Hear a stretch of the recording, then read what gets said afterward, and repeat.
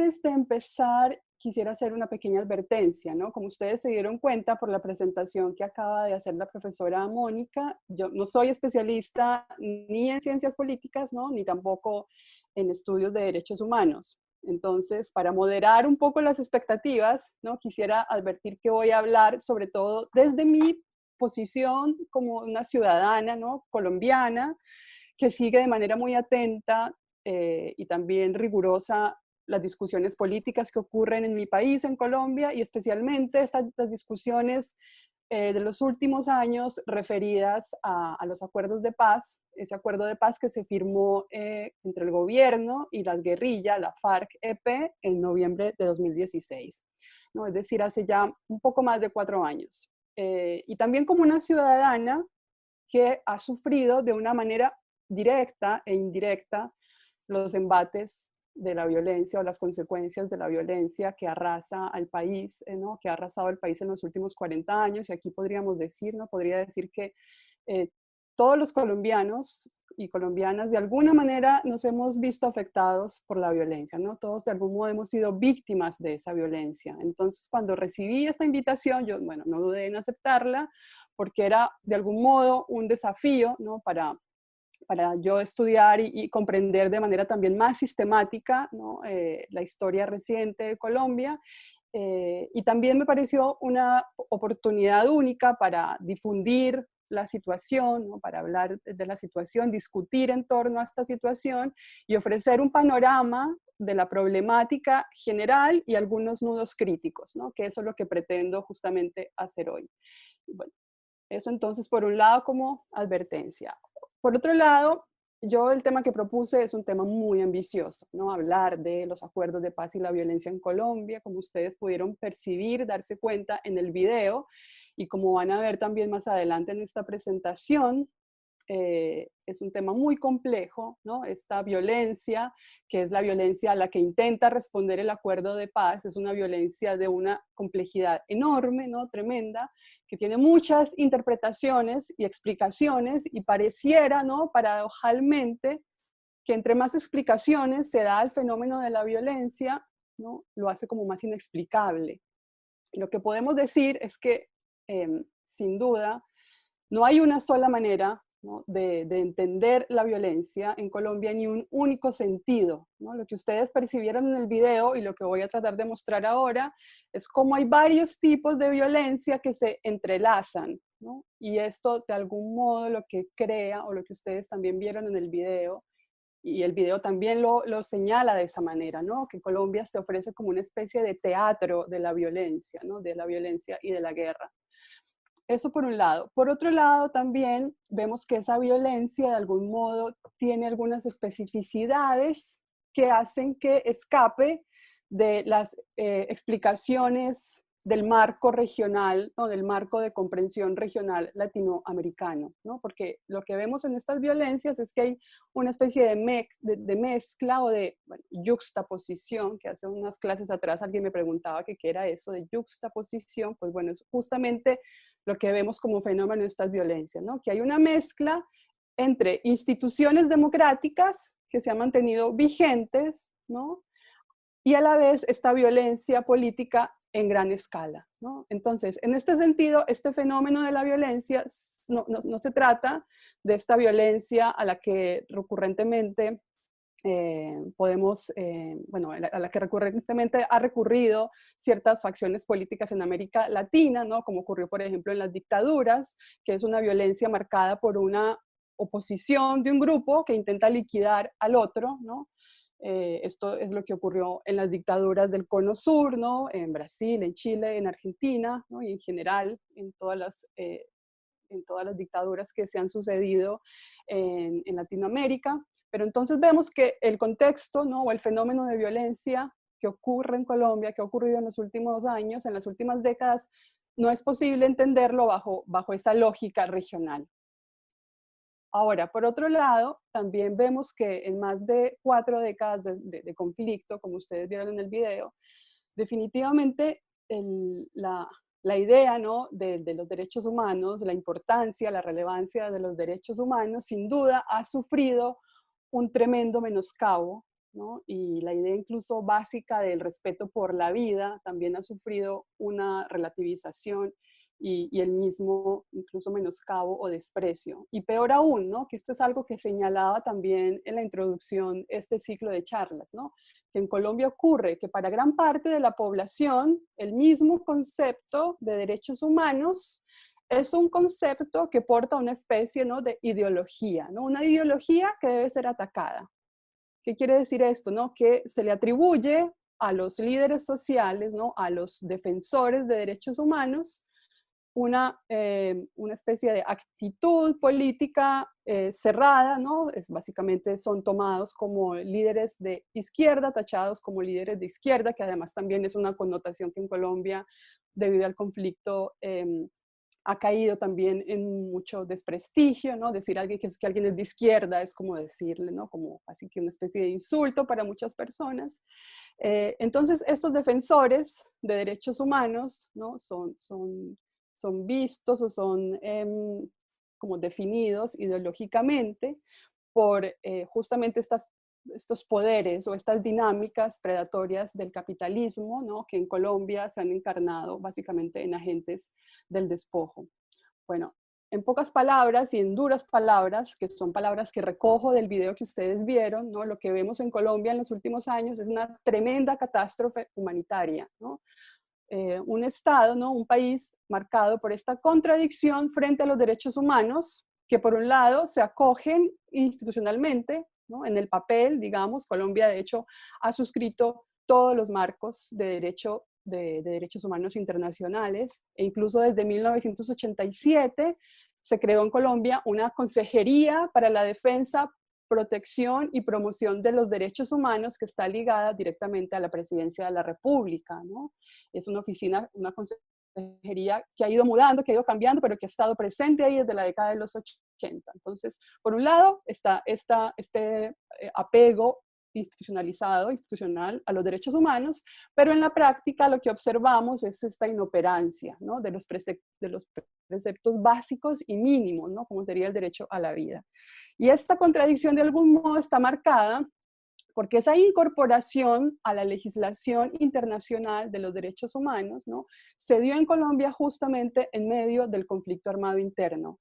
Y esto es algo que también aparece en el video como un cuestionamiento, ¿no?, como si es posible hablar de un campo de aplicación, de adopción de derechos humanos en medio de una guerra, ¿no?, estando en medio precisamente del conflicto. Bueno, ahora trato de retomar un poco la pregunta o el interrogante que se hace este ciclo de charlas sobre la universalidad de los derechos humanos. Bueno, ya ustedes me imagino que a lo largo de estas charlas han visto, ¿no?, se han percatado de que en los últimos años los derechos humanos han sufrido, ¿no?, una reevaluación de sus alcances y de sus límites, especialmente de esa pretensión universalista, ¿no?, donde la teoría decolonial ha cumplido un papel crítico muy importante, demostrando que considerar, entre otras cosas, ¿no?, un análisis de relaciones de poder en los cuales operan o se intentan establecer estos derechos humanos es importante, ¿no? Entonces ahí sin duda hay una instancia de crítica importante. Pero pienso yo, ¿no?, que valdría la pena preguntarse también por el lugar desde donde uno puede hacerse esta pregunta, ¿no? Como esta pregunta tiene validez desde dónde. Es decir, ¿no?, si un lugar que vive una crisis humanitaria, como la ha vivido Colombia, em, si las personas que sufren, ¿no?, cotidianamente esta violencia, ¿tendrán acaso lugar para preguntarse por esta universalidad de los derechos humanos? Y a lo que apunto con esto, ¿no?, y también es una manera un poco de empezar a provocar la crítica y el debate, es pensar entonces desde los lugares desde donde uno puede hacerse preguntas y cuestionamientos, ¿no? Si desde la urgencia, si desde la contingencia, si desde la propia violencia, esto se puede hacer, ¿no?, esta pregunta se puede hacer, o si más bien es una pregunta que se puede hacer desde la seguridad, ¿no?, desde una materialidad como garantizada, una especie de base propicia. Y también con esto me interesa ir adelantando algunas ideas que voy a retomar al final, sobre justamente cómo estos lugares que viven bajo esta como emergencia de violencia constante se ofrecen como unos lugares bastante importantes para pensar justamente, son una especie como de laboratorios para pensar o comprender a los derechos humanos en una especie de como dialéctica inherente, ¿no? Es decir, ese juego de posibilidades, ¿no?, que entrañan los derechos humanos entre ser un horizonte que se abre, ¿no?, como un discurso que se pretende emancipador, y a la vez como las apropiaciones y las resignificaciones y las críticas, ¿no?, que se le hacen, no solamente críticas desde las tradiciones, ¿no?, las tradiciones indígenas, sino también en este caso específico en Colombia, lo que veíamos en el video son esas críticas desde las prácticas de la resistencia, ¿no? Y incluso más aún, ¿no?, de la sobrevivencia, ¿no? Cómo desde ahí, desde esas prácticas, uno puede percibir que hay una especie de inteligencia comunitaria, una inteligencia vital comunitaria, desde la que se puede criticar no solamente los preceptos universalistas, sino también ampliar el potencial emancipador de los derechos humanos. Entonces, con esto básicamente lo que quiero decir es que la crítica decolonial es importante, la crítica al universalismo también es necesaria, pero que creo yo que valdría la pena observar y escuchar esas estrategias, esas experiencias de resistencia y de dignificación de las personas que día a día tienen que pelear, ¿no?, para que su vida sea digna. Bueno, ahora sí quiero compartir entonces la presentación que preparé para hoy.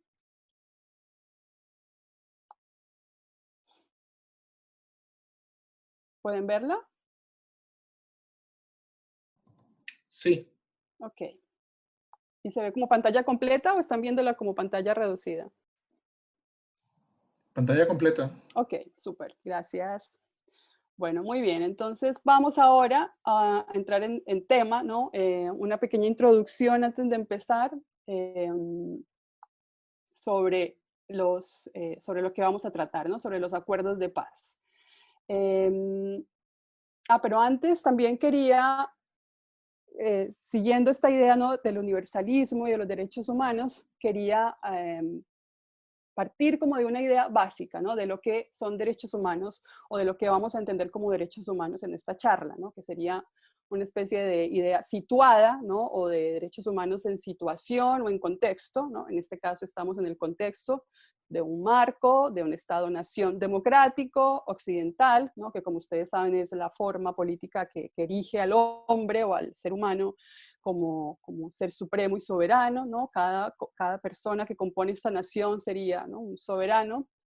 Pero ahora, ¿cómo se define el Estado? Y aquí yo quisiera empezar ya a apuntar algunas críticas que voy a retomar también hacia el final, ¿no? Ustedes ya saben que los estados modernos se definen a sí mismos, ¿no?, como estados de derecho, ¿no?, y como estados de propiedad, ¿no? Y estos ciudadanos también están determinados mediante esta propiedad, ¿no? Es decir, es una ciudadanía, em, sobre todo esta ciudadanía política, que desde un principio estuvo determinada por el privilegio de la economía y mediante privilegios económicos, ¿no? Aquí basta con que recordemos, por ejemplo, haciendo mención a nuestras clases de historia de América Latina, cómo las primeras constituciones nacionales declaraban los derechos de la ciudadanía política, pero a partir de una idea de propiedad en varios niveles, ¿no? Recuerdan que veíamos que era la propiedad, ¿no? La ciudadanía política era otorgada a quienes tenían una propiedad de un bien inmueble, ¿no?, un territorio, un pedazo de tierra, una casa, qué sé yo. O la propiedad de una renta, ¿no? Eran ciudadanos quienes percibían un salario, una renta. O la propiedad de un saber, ¿no? Eran ciudadanos quienes sabían leer y escribir, ¿no? Los analfabetas no podían, no eran ciudadanos políticos. Y también está la propiedad de sí mismo, ¿no? El individuo tiene que ser dueño de sí mismo, que sería la idea de propiedad básica, ¿no? Que es además esa idea de propiedad que se conserva hasta el día de hoy en el ejercicio de la ciudadanía política. Y aquí, por ejemplo, recordemos que en esas primeras constituciones nacionales, cuando se decretaron en medio de la esclavitud, los esclavos no tenían derechos de ciudadanía, pues porque no eran dueños de sí mismos, ¿no? Recuerden que eran dueños de un amo, ¿no? Y en este punto quisiera llamar la atención a las críticas que hace Marx, ¿no?, al primer marco moderno de derechos humanos, ese primer marco moderno que está pauteado por la ciudadanía, por las constituciones norteamericanas y la francesa, ¿no? Estamos aquí a finales del siglo XVIII, donde justamente los derechos humanos y la ciudadanía de Estado, definida por estos derechos, declara, ¿no?, al ciudadano, ¿no?, al citoyen, como un sirviente del hombre de sí mismo, ¿no?, como el hombre egoísta. Y de paso se desatiende o no se valora la esfera en la cual ese hombre, ¿no?, ese ciudadano se comporta como un ser comunitario, ¿no? Importa entonces, es muy importante en este primer marco de derechos humanos, ¿no?, el ciudadano en tanto ser parcial, ¿no?, en tanto está interesado en atender una parcela, ya sea de la sociedad, que sería su familia, pero sobre todo sus propios intereses, ¿no? Le interesa conservar su propiedad, ¿no?, la propiedad de sí, la propiedad de sí mismo. Muy bien. Ahora, me interesa también destacar aquí en la introducción qué se entiende como derechos de paz, como el derecho a la paz. ¿Qué quiere decir?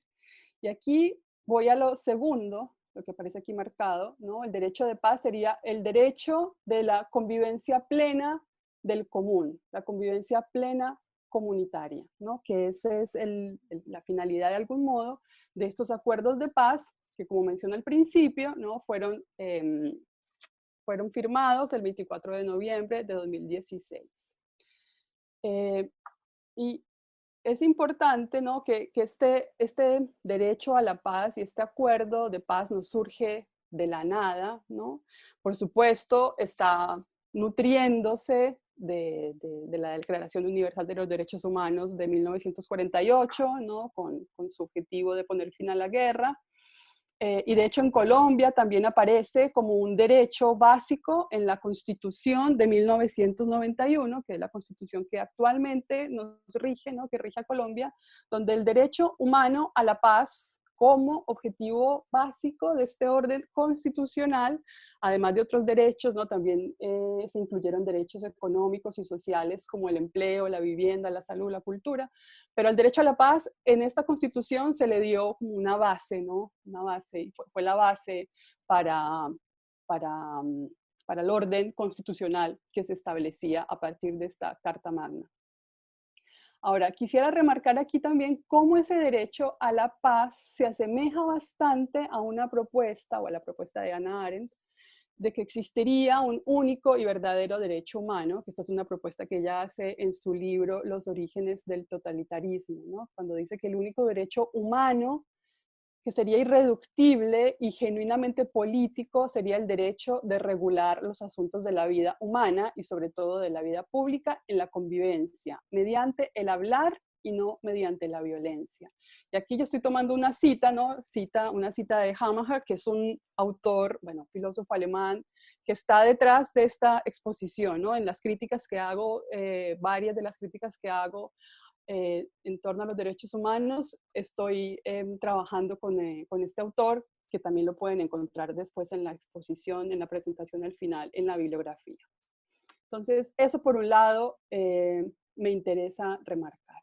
Ahora, para entrar ya en materia, quisiera dividir la presentación, no específicamente sobre Colombia, en 4 momentos, ¿no? Un momento que sería el contexto previo, algunos antecedentes del conflicto, luego el momento del acuerdo de paz, ¿no?, cuando se crea la negociación y el acuerdo, luego el momento del postconflicto, que serían estos últimos un poco más de 4 años, y luego los futuros posibles, ¿no?, que sería el momento de la crítica, ¿no?, de ver si hay posibilidades de futuro para Colombia y desde dónde podemos soñar o establecer estas ideas de futuro. Entonces, para empezar, vamos a ver este contexto previo. Y para esto ahí preparé una pequeña línea de tiempo con 4 momentos, digamos, claves, que son además los momentos que suelen marcar los investigadores como momentos donde posiblemente se habría originado este conflicto y esta violencia. Es muy importante, ¿no?, señalar que no hay un consenso, ¿no? Hay muchísimas investigaciones en torno a este tema, pero no hay un consenso de cuál sería el origen de la violencia, ¿no? Y yo por eso traigo aquí los 4 que son más nombrados. En lo que sí hay consenso entre los investigadores es en marcar cuáles son los factores que han hecho que el conflicto y la violencia continúe o se perpetúe. Entonces aquí voy a pasar más bien brevemente porque estos son temas que ya ustedes percibieron en el video y yo aquí voy a intentar solo ordenar y clarificar un poco esos orígenes que son mencionados en el video. Lo primero, ¿no? Los que van, digamos, hacia más atrás, dicen que esa violencia se origina ya en la propia formación del Estado-Nación, que hay fallas en la formación del Estado-Nación y en la implementación de una democracia liberal, ¿no? Que implementó este Estado de Derecho, con estas fórmulas de ciudadanías propietarias, de las que hablamos hace un momento, ¿no? Ciudadanías restringidas, donde gran parte de la población no entró a esa titularidad de ciudadanía, ¿no? Y aquí está, por ejemplo, el caso de la población indígena, que no gozó de una ciudadanía plena. De hecho, durante el siglo XIX, en la formación de la nación, se intentó por varios medios acabar con marcos de protección mínima a los territorios indígenas que habían sido heredados de la colonia, como los resguardos indígenas, ¿no? Que eran estos territorios indígenas comunes, posiciones comunitarias no individualizadas, y el Estado entonces intentó acabar también con esa forma de uso y posesión de la tierra común. Y otra cosa también que marca esta época sería este Estado-nación dividido, marcado por la división política entre liberales y conservadores y por una fuerte intromisión de la Iglesia en los asuntos del Estado. Luego, hay quienes señalan, investigadores que señalan que no, que más bien el origen de esta violencia de los últimos años se encuentra en los años 30 del siglo XX, que es un momento marcado por las luchas y por los movimientos populares y sobre todo por movimientos campesinos. Y aquí también voy hacia las clases de historia de América Latina. Recuerden cuando veíamos el despertar social, los movimientos sociales que se dieron a lo largo de toda la región con intensidades muy distintas y que en muchos países se llevaron a cabo reformas sociales importantes y sobre todo reformas agrarias que nunca fueron completas, pero que sí fueron significativas, ¿no? Por ejemplo, la reforma agraria de Lázaro Cárdenas en México o de Alessandri en Chile, ¿no? Y bueno, esto en Colombia no sucedió, pero sí hubo una movilización campesina muy importante que de hecho se organizó en torno a la fundación de las ligas campesinas. Entonces ahí habría, para algunos investigadores, otro, digamos, de los momentos en los que se origina este malestar político y social. Luego otros que dicen que no, que en verdad el origen, ¿no? más identificable sería mediados del siglo XX, especialmente a partir de 1948, que se empieza una época que incluso en la historiografía colombiana se conoce como la época de la violencia, ¿no? Así como con mayúsculas, que es una época, bueno, o este periodo marcado por el asesinato de este líder que ustedes ven en la foto, que es Jorge Eliezer Gaitán, ¿no? Un líder liberal que fue asesinado cuando estaba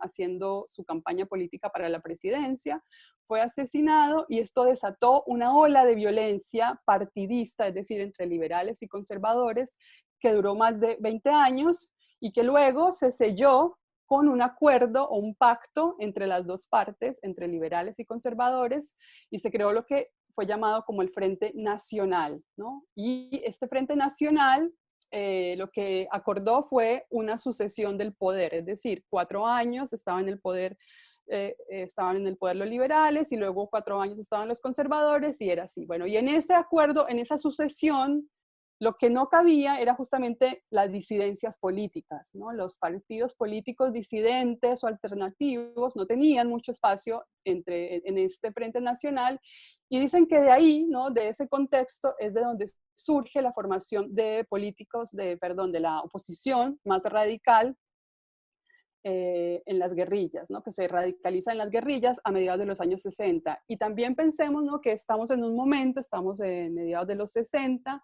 post-revolución cubana, y sin duda la revolución también inspiró la creación de estos grupos y además se ofrecía también como un modelo exitoso para la toma del poder por parte del pueblo. Ahora, frente a esas acciones guerrilleras, ¿no?, que empiezan a llevar a cabo las FARC, también el ELN y algunas otras guerrillas que se crean, frente a esas acciones entonces es que hay una respuesta por parte de grupos llamados paramilitares, es decir, grupos paraestatales, ¿no?, o personas privadas que se arman supuestamente para defender los lugares donde el Estado no puede llevar a cabo esta seguridad o esta defensa de las personas. Entonces, ese sería uno de los orígenes de estos paramilitares, que además en un principio, cuando se crearon en la década de los 70, a fines de los 70, contaron con el apoyo del Estado para llevar a cabo su labor, ¿no? Les ofrecieron armas, legitimidad, no eran grupos ilegales. Y descargaron entonces, el Estado descargó en estos grupos la responsabilidad de asegurar o de la seguridad en territorios a donde el Estado no llegaba, ¿no? Y aquí es importante remarcar esto, que señalan muchos investigadores y que hasta el día de hoy tiene peso, ¿no? Que Colombia también no, más bien se caracteriza por una precariedad institucional, ¿no? La presencia del Estado colombiano en muchas partes del territorio es muy frágil, y eso también porque Colombia tiene una complejidad geográfica enorme, ¿no? En las zonas más montañosas y selváticas no hay infraestructura adecuada en estas zonas para integrar el territorio. Bueno, son territorios además entonces en los cuales el propio Estado no cumple una función de seguridad legítima. Y ese apoyo que le entregó el Estado a estos grupos paramilitares fue sin duda uno de los peores errores que pudo cometer, ¿no?, el gobierno en su momento, porque después estos grupos tomaron una dinámica propia, ¿no?, y terminaron sirviendo a otros fines más allá de los fines políticos para los cuales supuestamente se habían creado. Y esos fines no políticos que estarían en la base de estos grupos van a ser mucho más visibles en este otro momento que muchos estudiosos identifican como el momento en el que se origina o recrudece la violencia. Y aquí sí hay como les señalaba, aquí sí hay un consenso entre los estudiosos en señalar al narcotráfico como el elemento que va a ser el perpetuador o el elemento que va a ser el potenciador o el intensificador de la violencia en Colombia, ¿no? Eh, Obviamente ustedes esto quizá ya lo conocen por, no sé, las series, qué sé yo, películas, han acercado un poco a esta realidad del narcotráfico en Colombia. Pero básicamente de lo que se trata, ¿no?, es del surgimiento y de la intensificación del comercio de drogas, sobre todo de la coca, con la consecuente narcotización del conflicto. El comercio de drogas ilícitas se convierte en el gran como combustible de la violencia, ¿no?, del conflicto armado. Aquí aparece también la disputa entre los carteles, ¿no?, el cartel de Medellín y el de Cali, que además también intervienen en la política. Por su lado, las guerrillas y los paramilitares, como les decía, se benefician de este comercio ilegal de drogas, y también entra un componente internacional importante, que es el apoyo o el supuesto apoyo de Estados Unidos en la guerra contra las drogas, que a partir de 1999-98 se traduce en el Plan Colombia, que se supone que es un plan en un principio más integral de apoyo, como una especie de nuevo trato Marshall con Colombia, pero realmente después se reduce solamente al tema de acabar con el comercio de drogas, con el narcotráfico. Bueno, y para fines de los años 90, vemos que el país alcanza los niveles de violencia más altos de América Latina y del mundo, ¿no? Más de la mitad del territorio está afectado por los grupos armados, como ya decíamos, ¿no?, guerrilla, paramilitares, también los grupos, digamos, los militares y policía del Estado, pero también una diversidad de pequeños grupos al margen de la ley que hacen que este conflicto sencillamente no tenga miles, no parezca un pulpo con miles, ¿no?, de brazos. Bueno, y ya para cerrar esta sección, este momento primero, para entender entonces por qué es que se necesita un acuerdo de paz, ¿no? ¿Cuál es la urgencia de ese acuerdo de paz? Es porque, bueno, basta con ver los números que también presenta ese video, ¿no? Hay víctimas, ¿no? Entre víctimas directas e indirectas hay más de 6.5 millones. Eso es un porcentaje grande del país. Hay 6 millones de desplazados, personas que tienen que moverse, irse de su territorio, de su tierra, ¿no? A buscar otro lugar donde sentirse seguro. Son la mayoría desplazados internos. Hay 230.000 muertes, 32.000 secuestros, 80.000 desapariciones aproximadamente. Y aquí traigo una cita de un documento importante que se generó en torno a los acuerdos de paz, que dice: la dinámica bélica crea las condiciones para su propio crecimiento. En efecto, una de las características de los conflictos prolongados es que terminan agravando las condiciones socioeconómicas de la población y a su turno ahondando la precariedad institucional y debilitando el respaldo ciudadano a la ética y a la ley. Es decir, la violencia genera nuevas condiciones para más y más violencia, ¿no? Entonces se crea este círculo de la violencia del que parecía, ¿no?, que Colombia no iba a escapar nunca. Ahora entonces voy a pasar al momento 2, ¿no?, que es el momento del acuerdo, ¿no? Cuando se firman los acuerdos de paz y como ustedes ven, ¿no?, ¿a qué responde este acuerdo? Pues bueno, es esta historia previa de violencias múltiples entrecruzadas. Bueno, ese acuerdo se lleva a cabo después de un periodo de negociación que duró 4 años bajo la presidencia de Juan Manuel Santos. Se llevaron estos diálogos en La Habana, en Cuba. Bueno, y estos dos países, Cuba y Noruega, fueron los países garantes del acuerdo y Venezuela y Chile fueron acompañantes del acuerdo, ¿no? Eran países que prestaban mediación y diálogo.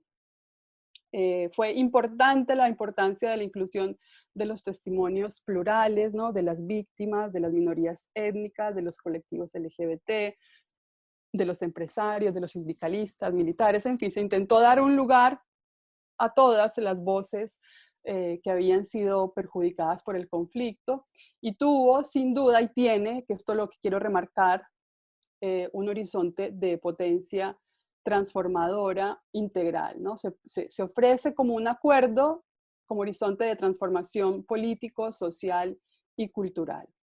Y ya en las primeras líneas, ¿no?, el acuerdo señala que la paz ha venido siendo calificada universalmente como un derecho humano superior y requisito necesario para el ejercicio de todos los demás derechos y deberes de las personas y del ciudadano. Y ahora quiero que vayamos rápidamente a ver esos puntos del acuerdo, ¿no?, que fueron 6 puntos, ¿no?, entender un poco qué es lo que hay en el acuerdo como horizonte transformador y como horizonte de paz. Bueno, el acuerdo tiene 6 puntos, ¿no? El primero de ellos es la reforma rural integral, que tenía unos objetivos, que era básicamente transformar la estructura de la propiedad de la tierra, ¿no? Recordemos también que en el video se señala recurrentemente cómo el uso y la tenencia de la tierra, ¿no?, el problema agrario es sin duda uno de los problemas centrales o transversales a todos estos momentos de violencia que ha vivido Colombia. Entonces la idea era transformar esa estructura de propiedad de la tierra, erradicar la pobreza en el campo, abrir progresivamente el acceso a la propiedad y democratizar la titularidad, es decir, también la pertenencia de esa tierra. Las acciones que se pretendían o que el documento señala que deben llevarse a cabo es salvar o salvaguardar la asociatividad solidaria, promoviendo la ocupación cooperativa del campo, es decir, crear zonas de reserva campesina, ¿no?, donde los campesinos mismos se puedan organizar y proponer ellos mismos los usos que quieren darle a esa tierra. Y aquí es importante porque este punto tiene mucho que ver con las reivindicaciones históricas de las FARC, ¿no?, de la guerrilla, porque si bien, ¿no?, ideológicamente fueron influidas por el marxismo-leninismo, estas guerrillas, como veíamos, surgieron desde una matriz muy campesina y de una especie de agrarismo radical. Entonces, para las FARC, ¿no?, para la mesa de negociación, era muy importante que el primer punto fuera el de la reforma rural integral. Ahora, el segundo punto se refiere a la participación política y la apertura democrática. Aquí también hay unos objetivos, ¿no? Básicamente era crear un marco jurídico de derechos y garantías para la oposición política, ¿no? Esto sería para todas las oposiciones políticas, pero aquí interesaba, ¿no? Especialmente la garantía para que las FARC entraran como un grupo político legítimo, porque además Colombia, ¿no? Tiene una larga historia justamente de aniquilación de los movimientos de oposición y especialmente de los movimientos de izquierda, y fortalecer la política y la democracia en regiones de alta incidencia de la violencia, ¿no? Esto era muy importante, que en estas zonas más golpeadas por la violencia, justamente las garantías políticas de participación estuvieran aseguradas. Las acciones que se proponen en el acuerdo de paz es justamente el acceso a medios de comunicación y la difusión de nuevos discursos políticos, ¿no? El fomento de la paz y la reconciliación, fomentar también la participación ciudadana en la toma de decisiones, ¿no? Que las personas se sientan más implicadas en las decisiones políticas de las comunidades, la creación de consejos territoriales de planeación y por último, como ya señalé hace un momento, la garantía de participación política de las FARC. Luego el tercer punto es un fin del conflicto armado, ¿no? Que esto era muy importante, sobre todo para el gobierno, ¿no? Y bueno, para Colombia en general, que es básicamente que el conflicto se termine, ¿no? La dejación de armas por parte de la guerrilla. Pero antes de seguir con este tercer punto, quisiera remarcar cómo en estos dos primeros puntos, ¿no? En el primero el desarrollo rural integral y el segundo de la participación política, trata de algún modo de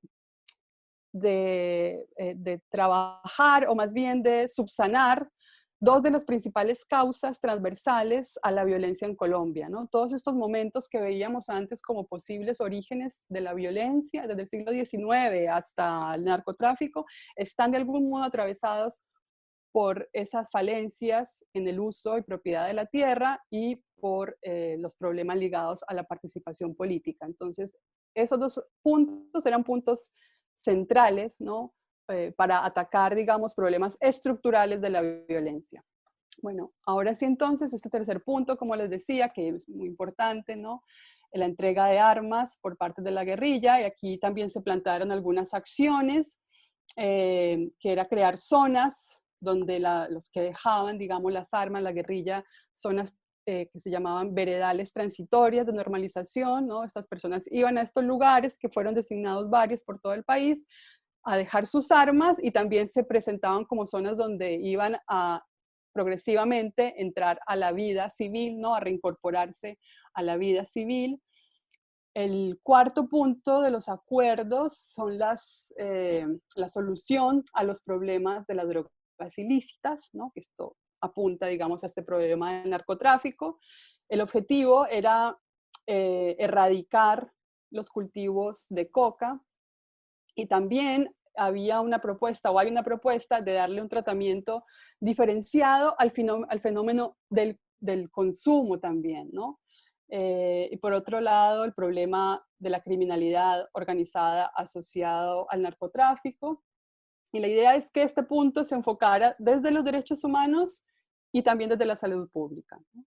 Y las acciones para lograr esto son programas de sustitución de cultivos alternativos, la sustitución participativa, diferencial y adecuada a las comunidades rurales locales, es decir, que las comunidades que siembran coca, ellos mismos propongan, ¿no? Los cultivos que serían cultivos de reemplazo, terminar con las fumigaciones de glifosato, y esto tiene que ver con con una de las medidas de ese Plan Colombia, que hace un momento señalé, ¿no? Ese plan de apoyo de Estados Unidos, que para erradicar las plantaciones de coca, una de las medidas más eficaces era la fumigación a través de, ¿no? Aviones, ¿no? Que fumigan zonas enormes con glifosato. Y como sabemos, el glifosato creo que está prohibido en todo el mundo, menos en Colombia, o sea, por lo menos el uso de este modo. Y la idea entonces era terminar también con esas fumigaciones que no solamente dañaban los cultivos de coca, sino que dañaban todos los cultivos alrededor y por supuesto también afectaba la salud de las personas. Y por otro lado también proponía medidas de presión sobre la producción y la comercialización. Y aquí es muy importante porque en este punto entra una visión o un acompañamiento internacional necesario, ¿no? Porque Colombia es un productor que también, obviamente, ¿no? Es un país donde también se consume, pero sin duda hay un componente fundamental, ¿no? Que son los países destino de la droga, ¿no? Si la droga es un negocio tan rentable, es porque en lugares, ¿no? Como Europa o Estados Unidos, ¿no? El costo de la droga permite, ¿no? Que haya esta rentabilidad enorme de este negocio ilícito. Entonces tiene que haber una disposición también gubernamental internacional para solucionar este problema. El quinto punto tenía que ver sobre acuerdos sobre las víctimas, y aquí es muy importante, esto se relaciona mucho con lo que ustedes vieron en el video. El objetivo aquí básicamente era reconocer a las víctimas, ¿no? También, o sea, que la voz de las víctimas se escuchara, también reconocer las responsabilidades, buscar responsables, atender a los derechos de las víctimas, esclarecer la verdad, ¿no? Saber la verdad de lo que pasó, que hubiera reparación, que también hubiera garantías de seguridad y garantías de no repetición, y esto también, por supuesto, desde un enfoque de derechos humanos, y también que desde acá, ¿no? desde el acuerdo sobre las víctimas, se abra un camino de reconciliación. Y las acciones que se proponen en este punto es crear varios sistemas que se llama un gran sistema integral de verdad, justicia y reparación, que tiene a su vez tres unidades. Por un lado, la Comisión para el Esclarecimiento de la Verdad, luego una unidad especial para la búsqueda de personas, recordemos que hay muchas personas desaparecidas, y por último, la Jurisdicción Especial para la Paz, que esto es una especie de marco legislativo específico para atender los casos propios, ¿no? Que ha generado el conflicto armado. Y por último, el último punto que atiende el acuerdo de paz tiene que ver con la implementación y la verificación, ¿no? Esto es muy obvio, ¿no? Tiene que haber un mecanismo que permita hacer un seguimiento de que los acuerdos se están cumpliendo. Y aquí las acciones fueron crear una comisión de implementación, seguimiento y verificación, y aquí también hay mucho acompañamiento internacional, por supuesto de la ONU, pero hay un instituto, el Instituto Kroc de la Universidad de Notre Dame, que se ha encargado de crear los indicadores para llevar a cabo este acompañamiento y de decir, ¿no? de decir sí, efectivamente se están llevando a cabo, ¿no? Se están cumpliendo con los puntos del acuerdo. Ahora, el punto referido a las víctimas creo yo que fue el más desafiante, también es el más largo, y es muy importante aquí señalar algo, ¿no? El impacto que tuvo integrar estas voces diversas de las víctimas, ¿no? De todo el espectro de víctimas del conflicto, y sobre todo el rol crucial, fundamental, de los movimientos de mujeres durante este proceso, ¿no? Que es algo que también ustedes pueden ver en el video, ¿no? Cómo varios grupos de mujeres se organizan en torno al conflicto, y, bueno, y también como grupos, digamos, grupos movilizadores de paz, que resultan ser grupos muy efectivos para, no solamente para que el acuerdo de paz parezca un acuerdo viable y posible, sino también para considerar el acuerdo de paz como un documento que efectivamente es un documento desde el cual se puede imaginar el futuro de Colombia. Bueno, finalmente entonces tenemos este acuerdo de paz, que es un documento de unas más de 200 páginas, que comparte, no es un acuerdo con diversos pequeños acuerdos que comparten un mismo enfoque de derechos. Fue un acuerdo muy saludado por la comunidad internacional, ¿no? Estaban felices, ¿no? De recibir por fin una buena noticia en un momento en que los éxitos de los conflictos, los éxitos en la gestión de los conflictos parecía no ser muy efectiva, ¿no? Esta paz liberal que había surgido en los años 90 en las Naciones Unidas cada vez recibía más críticas, justamente por este carácter occidental y eurocéntrico y reduccionista. Este enfoque entonces de derechos y de paz liberal había mostrado muy pocos resultados, y el Acuerdo de Paz de Colombia se ofrece como, ¿no? Como un gran resultado, como decir, bueno, funciona todavía, ¿no? Se ofrece entonces como un logro justamente de la universalidad de los derechos, de los derechos humanos que estaba en este momento en franca caída, ¿no? Cayendo en mucho descrédito. Y por eso también en parte es que la comunidad internacional y la ONU apoya de una manera tan decidida, incluso financieramente, al acuerdo de paz. Ahora, otra cosa importante dentro de este momento, dentro de este segundo momento, tiene que ver con el plebiscito, ¿no? El plebiscito fue una instancia política que se llevó a cabo para refrendar los acuerdos mediante voto popular. Es decir, las personas, ¿no? El padrón electoral colombiano, todas las personas mayores de 18 años, podían votar por el sí o por el no. ¿Qué eso quiere decir? No, sí apoyo los acuerdos de paz, ¿no? Cuando ya se habían firmado, cuando el documento ya estaba listo. Entonces, sí apoyo o no apoyo el acuerdo de paz. Y para sorpresa y para la decepción de muchas personas ganó el no, ¿no? Con un poco más del 52% de los votos. Perdón, el 50,2% de los votos, ¿no? Pero como no era un plebiscito vinculante, es decir, ¿no? El voto del sí o el no afectaba el que se pusiera en marcha el acuerdo. Esto no, digamos, no cambió mucho la situación, pero sin duda sí hubo que reformular algunos puntos del acuerdo y el acuerdo ya final se selló, se firmó en noviembre de 2016. Ahora, ese no, bueno, quería traer ese plebiscito porque sin duda ese no al plebiscito y que es un no a los acuerdos de paz fue un golpe simbólico muy duro, ¿no? Y un golpe moral a la legitimidad de los acuerdos, muy duro, ¿no? Primero, hay que señalar que la participación política fue muy baja, ¿no? Hubo una abstención de casi del 62%, más de la mitad de la población, y demostró varias cosas. Demostró la despolitización de la sociedad, ¿no? Que se manifiesta en este desinterés por votar, y esto está ligado sin duda a un descrédito de la política que se vive, bueno, en Colombia y en toda América Latina, y diría que en gran parte del mundo, ¿no? Como esta propia idea de la política y sobre todo de quienes ejercen la política, los políticos, ha caído en un tremendo descrédito. Por otro lado, también demostró una desconfianza de la población hacia la voluntad de las FARC, ¿no? De efectivamente sellar la paz. Y básicamente las personas, ¿no? Después de pasar una vida entera viendo estas atrocidades que cometían las guerrillas en la televisión, que de hecho esa fue mi niñez y mi adolescencia, ¿no? Ver todo el tiempo los noticieros, todas las atrocidades que cometían las guerrillas, especialmente las FARC, pues básicamente no creen en que esta disposición hacia la paz sea real. Y aquí hay algo importante, que es la diferencia regional entre quienes votaron por el sí y por el no. Porque en los estudios que surgieron después de la votación del plebiscito se mostró cómo los lugares donde había ganado el sí eran personas, ¿no? o fue en zonas rurales que habían sufrido de manera más dramática la violencia de los últimos años. Entonces, este triunfo del no demuestra también cómo gran parte de la población está de algún modo desconectada, ¿no? Desinteresada de la violencia y del conflicto.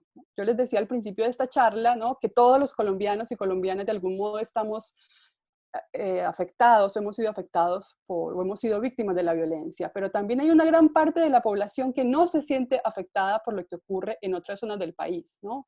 Que es completamente, digamos, indiferente a lo que le ocurre a los otros y que si le ocurre, ¿no? Si a alguien le pasa algo, ¿no? Si algún familiar es asesinado o es víctima de la violencia de alguna manera, no es capaz de ligar ese acto a una violencia estructural, ¿no? Sino que lo lee como un hecho puntual, que está desligado de un campo sistemático de violencia.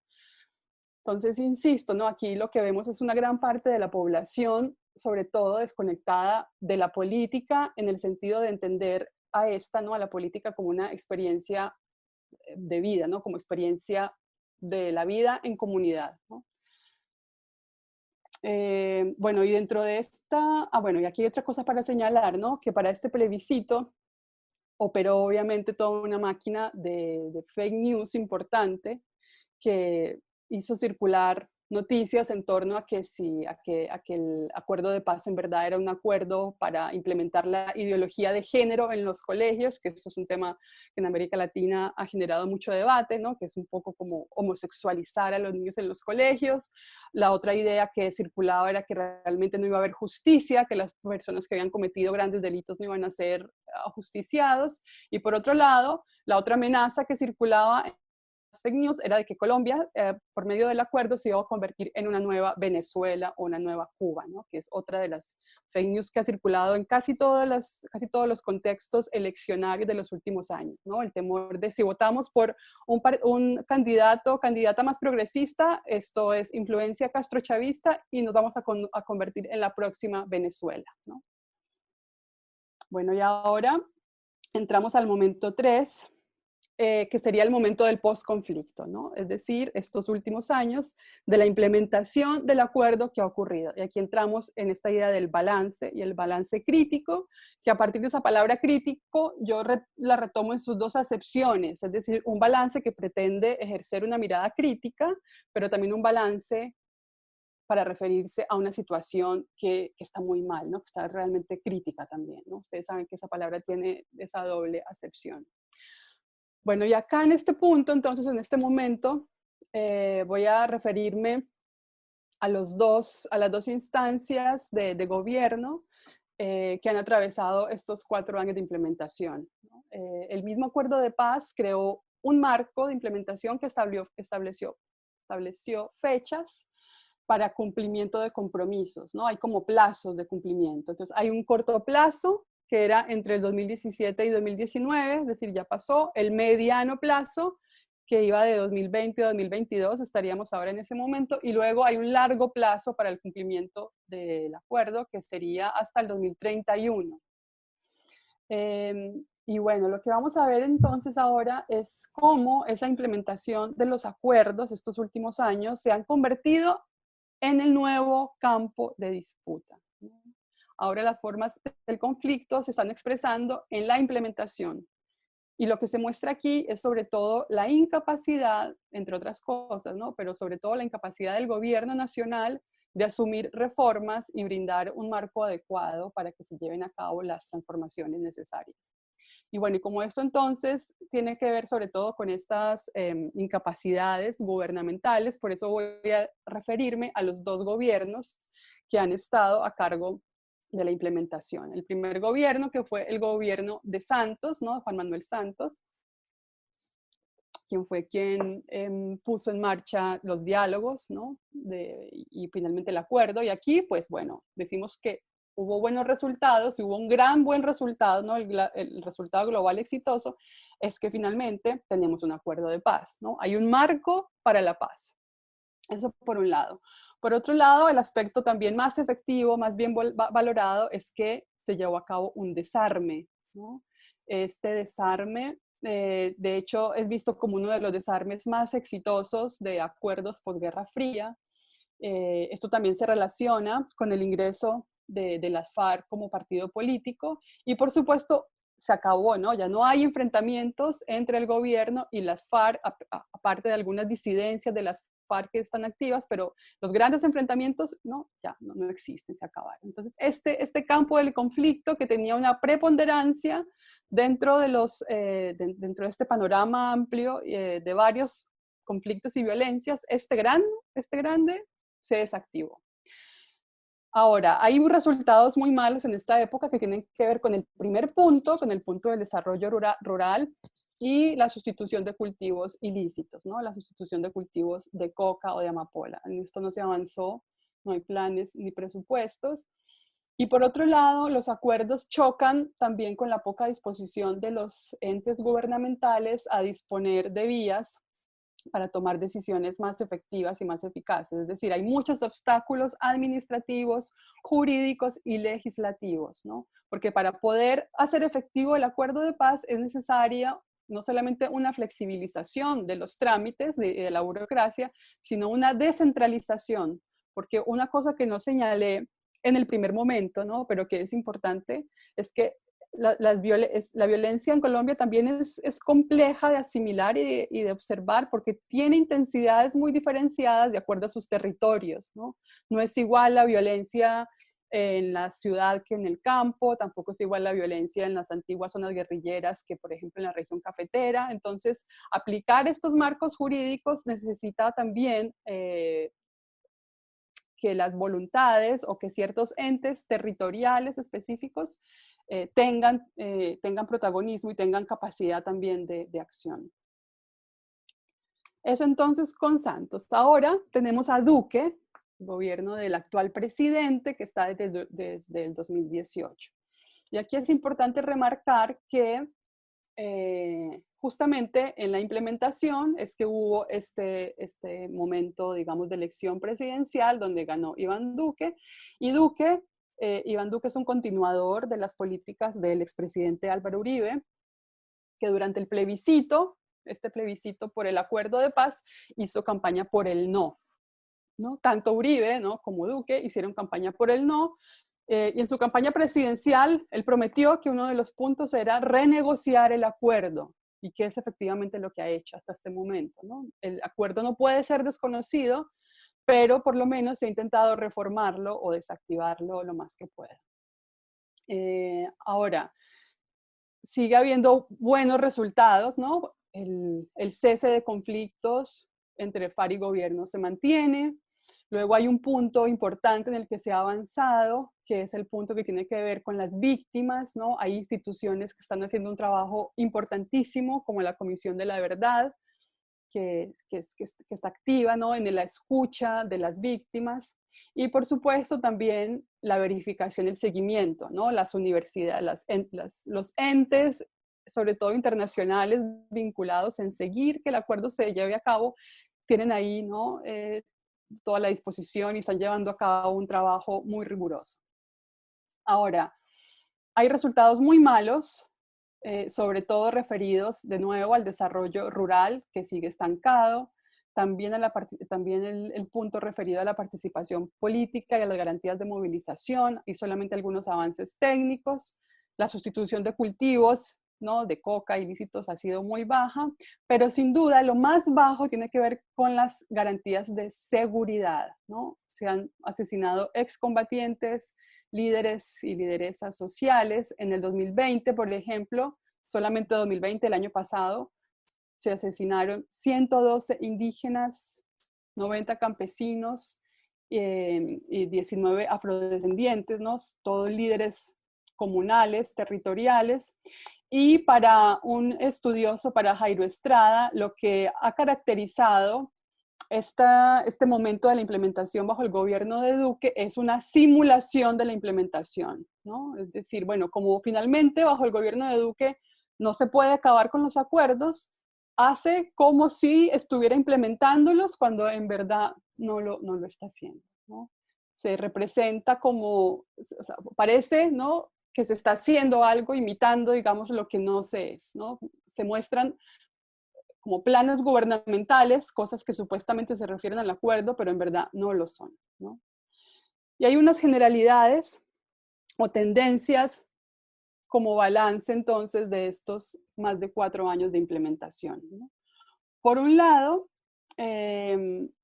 como les decía, lo primero es señalar a este momento como un campo de disputa, donde además hay una enorme polarización política, ¿no? Como tal vez hace muchas décadas no vivía Colombia, desde sobre todo el 2010, la polarización política de nuevo se tomó la discusión política. Otra de las tendencias que se mantiene es la poca presencia del Estado en zonas dejadas por las FARC y las zonas, digamos, más pobres y más carentes, ¿no?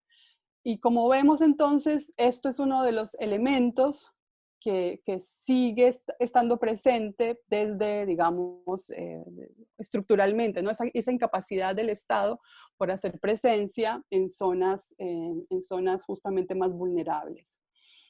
Por otro lado, está la violencia selectiva contra líderes sociales y comunitarios, que es sin duda el punto más crítico, ¿no?, de estos casi 5 años. porque justamente estos líderes sociales y comunitarios, por ser los principales defensores del acuerdo, ¿no? Son como la promesa y la semilla de la transformación, son los blancos más atacados. Y esto, insisto, es el punto más crítico. Y no es de extrañar también, como ustedes acabaron de ver, que las filiaciones territoriales de las víctimas corresponden a campesinos, a indígenas y a líderes comunales. Es decir, son aquellas personas que están más íntimamente ligadas a las luchas territoriales, ¿no? Que son claves en el primer punto del acuerdo, que se refiere a la reforma rural integral, ¿no? Porque aquí también en esta reforma rural integral lo que se proponía era transformar este campo cerrando la frontera agrícola, es decir, que no siguieran los campos extensivos, ¿no? La siembra extensiva de productos agrícolas. Por supuesto, también estas comunidades campesinas y campesinos, los líderes indígenas, también proponían ordenamientos socioambientales que son sostenibles, y para eso era necesario que se reconocieran sus propuestas de zona de reserva campesina y otras formas de asociatividad solidaria que están siendo atacadas directamente, ¿no? Y otra de las cosas que está ocurriendo es la continuación de los cultivos de coca y la disputa por el control de este mercado, ¿no? Y si, como señalábamos al principio, si el narcotráfico fue uno, digamos, de los intensificadores y de los elementos que hizo que el conflicto tomara estas enormes dimensiones y que continuara, pues bueno, si eso sigue todavía operando, es de esperar que el conflicto en torno a ese mercado continúe. Ahora, solo quería que viéramos algunas fotos de algunos líderes sociales que fueron justamente asesinados en los últimos 4 meses, ¿no? Son unos pocos de los, como ya vieron, cientos que han sido asesinados. Esta es Juana Perea, que fue asesinada el año pasado en octubre, que era una ambientalista de la zona Pacífico de Colombia. María Adriana Díaz, que también era una líder afrodescendiente muy importante. Edwin Indaburo, campesino, también líder social, asesinado este año, en enero de este año.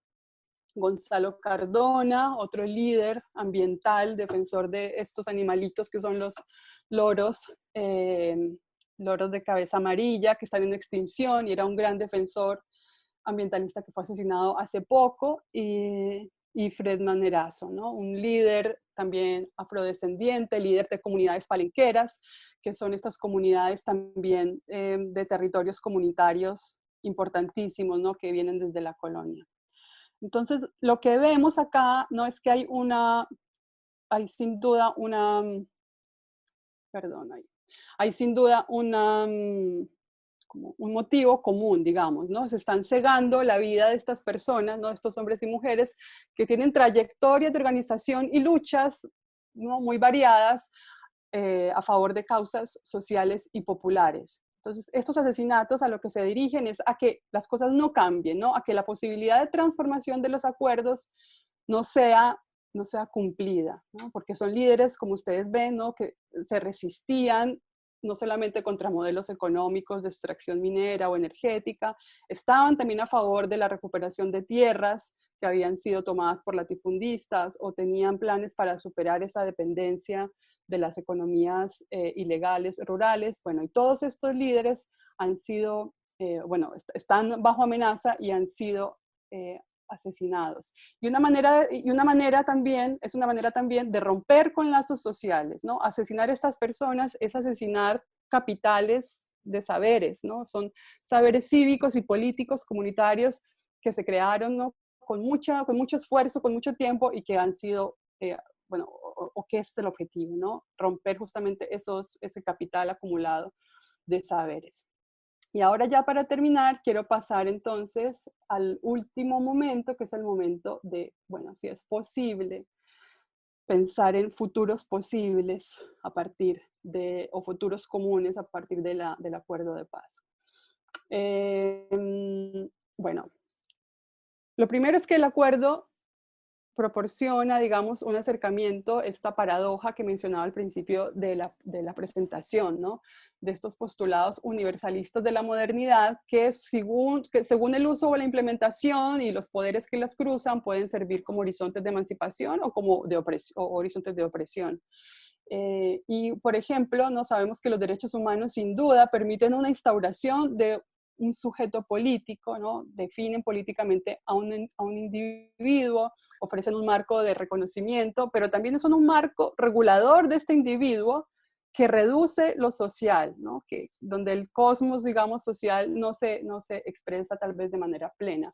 Entonces, lo primero, creo que es importante remarcar, ¿no? Que el acuerdo de paz es, de hecho, un resultado de los intentos de aplicación de un marco de derechos humanos universalista a un conflicto específico, es decir, sin la declaratoria de la universalidad de los derechos humanos, este acuerdo no habría podido realizarse, pero a su vez este acuerdo o la realidad a la que se refiere el acuerdo o a la realidad que pretende modificar el acuerdo, así como lo que ha venido ocurriendo en estos últimos 4 años, revela los alcances, pero sobre todo revela los límites de la universalidad de los derechos humanos. Y aquí entonces trato de hacer un círculo y vuelvo a mis comentarios iniciales, ¿no? De esta dialéctica de los derechos humanos, que no son un campo discursivo cerrado, ¿no? Sino que dentro de sí tiene elementos que permiten su propia ampliación, ¿no? Y en este sentido, eso contraviene de algún modo la propia idea universalista, ¿no? Si pensamos lo universal como algo cerrado, como algo concluido, pues bueno, desde esta propuesta, tal vez deberíamos pensar en universales abiertos o universales inconclusos. Y esto es importante, ¿no? Tenerlo en cuenta si consideramos a los acuerdos de paz en su potencia transformadora, ¿no? Si admitimos esa apertura y esa abertura de los derechos humanos y los asumimos no solamente como un discurso abierto, sino también frágil, ¿no? Porque lo que nos muestra la situación colombiana es justamente contra qué choca este discurso, cuál es la barrera, ¿no? Con qué facilidad se violan los derechos humanos, ¿no? Cuán vacíos pueden llegar a ser los derechos humanos si solamente se asumen en esta grandilocuencia universalista y no en esa pequeña existencia que solo se logra y se fortalece con la reproducción minuciosa y cotidiana, ¿no? Entonces, yo pienso que definitivamente hay una potencia de futuro que debe ser recogida, que debe ser rescatada desde el discurso de los derechos humanos, que recoge el acuerdo de paz, ¿no? Desde ahí se pueden formar mundos comunes, ¿no? Bueno, Marisol de la Cadena, que una compañera de ustedes me lo recomendó, habla del común de los comunes. Eso se puede, digamos, lograr, pero sin perder de vista la divergencia, ¿no? El desacuerdo. Porque finalmente el acuerdo de paz o la idea de paz no es una idea donde lo político se anula, sino donde la contienda política se mejora, gana en alturas, ¿no? Gana en espesor. Y ya para cerrar, definitivamente, perdonen lo largo, pienso yo que las 3 potencias políticas que están dentro del acuerdo de paz están sobre todo en 3 puntos. En el desarrollo rural integral, ¿no? Que como ya veíamos ahí se juega una idea del uso, ¿no? Del derecho a la propiedad o del derecho a la tierra, ¿no? Aquí hay propuestas de usos diversificados de la tierra y de la propiedad, ¿no? Y por eso es que estos defensores de esos usos han sido los blancos más atacados de estos últimos 4 o 5 años. Por otro lado, la ampliación democrática, que sin duda es, ¿no? El derecho, digamos, a la política, ¿no? A la vida política. Porque aquí, justamente el problema de estas personas, de estos líderes sociales que han sido asesinados, es que son personas con una subjetividad política densa, ¿no? No son subjetividades o personas que viven para sí mismas, ¿no? Sino personas que viven para los demás, ¿no? No intentan satisfacer su propia propiedad, sino que viven en una especie de comunidad activa constante. Y por último, el tema ligado a la verdad, la justicia y la reparación, ¿no? Que es importantísimo, lo que está aquí en juego es el derecho a la verdad, ¿no? El derecho a la memoria, el derecho a la historia, el derecho al pasado y desde ahí también el derecho al futuro, ¿no? Esto es algo que menciona mucho el video, ¿no? Cómo solamente desde la comprensión plena de lo que fue el conflicto podemos pensar en una superación de ese conflicto. Y ya para cerrar una cita, de un pensador y filósofo colombiano que me gusta mucho, Stanislao Zuleta, que dice: para mí una sociedad mejor es una sociedad capaz de tener mejores conflictos, de reconocerlos y de contenerlos, de vivir no a pesar de ellos, sino productiva e inteligentemente en ellos, que solo un pueblo escéptico sobre la fiesta de la guerra, maduro para el conflicto, es un pueblo maduro para la paz. Bueno, creo que con eso es suficiente.